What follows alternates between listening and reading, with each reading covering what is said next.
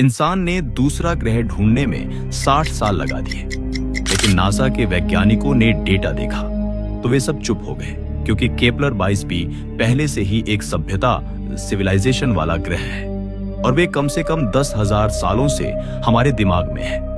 और भी डरावनी बात यह है कि यह ग्रह केवल 600 प्रकाश वर्ष दूर है और ब्रह्मांड के पैमाने पर यह आपके पड़ोसी जैसा है। 2011 में नासा ने पुष्टि की कि केपलर 22b का तापमान पानी को तरल रखने के लिए एकदम सही है, बस 22 डिग्री, और यह पृथ्वी जैसा ही है।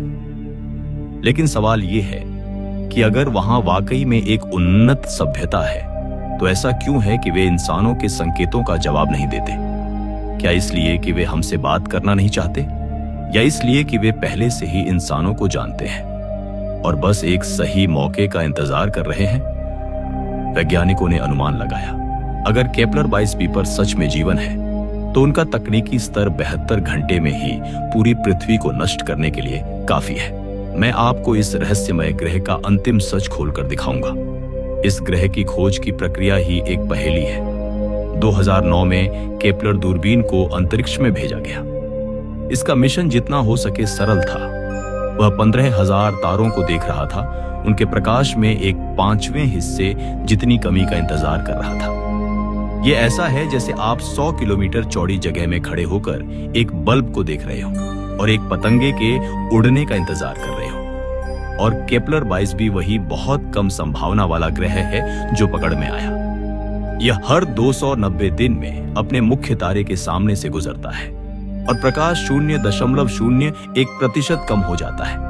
3 बार ऐसा होने के बाद वैज्ञानिकों ने इसके अस्तित्व की पुष्टि की। लेकिन जो बात वाकई लोगों को हैरान करती है वह है इस ग्रह के आंकड़े। इसका आकार पृथ्वी से 2.4 गुना है।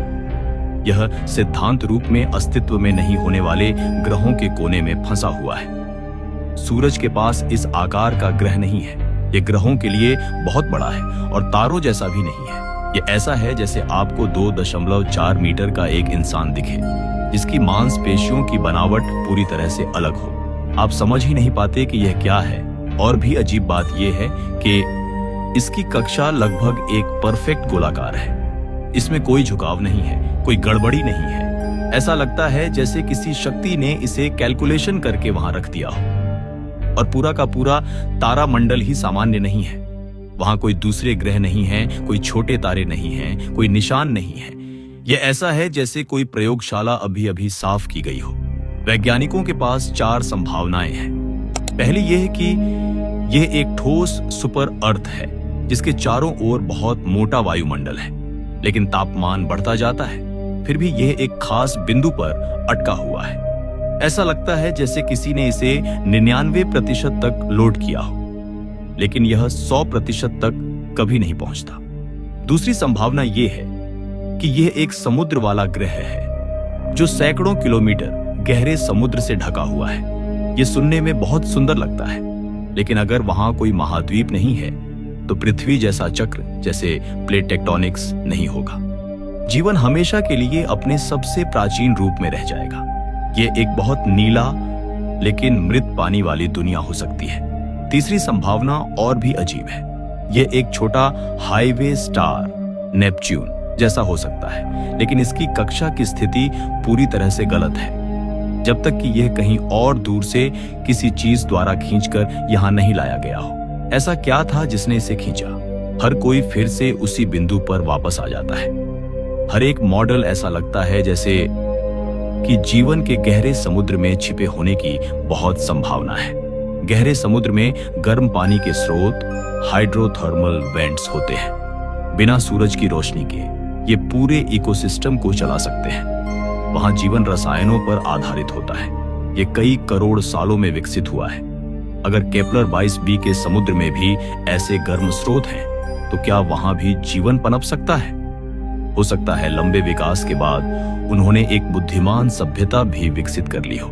लेकिन यहाँ एक बड़ा सवाल आता है। समुद्र की सभ्यता आग का इस्तेमाल नहीं कर सकती। आग के बिना कोई औद्योगिक क्रांति नहीं हो सकती।